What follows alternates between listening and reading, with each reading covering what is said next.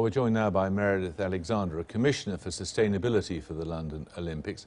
What possible harm can it do for Dow to sponsor the Olympics?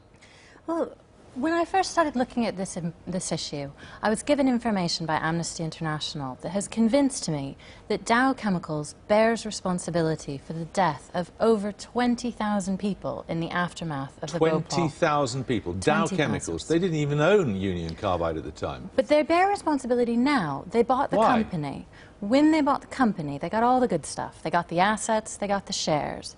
They also got any debts and any liabilities. There was a full and final settlement in this, which was agreed twice by the Indian highest court in the land, wasn't there? I'm afraid that's the picture that Dow Chemicals likes to present, but the truth is that there are ongoing court cases in India and in the United States.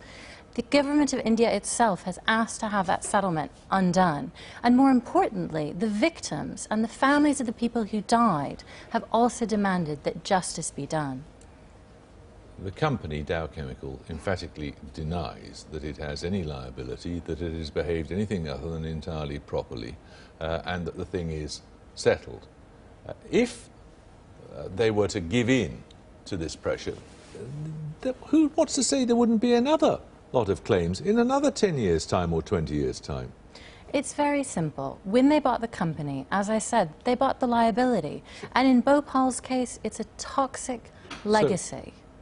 Now, what needs to happen is there needs to be true justice. Yeah, but and from the moment that that final settlement, so-called, started, the victims came out very strongly to say that they had not been involved and they had not been consulted.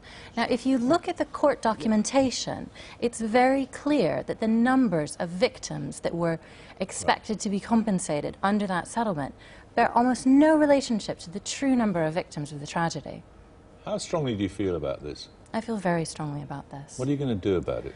What I'm choosing to do is I'm a member of something called the Commission for a Sustainable London 2012, which is a body that's been asked to look at the sustainability, the ethics of the London 2012 Games.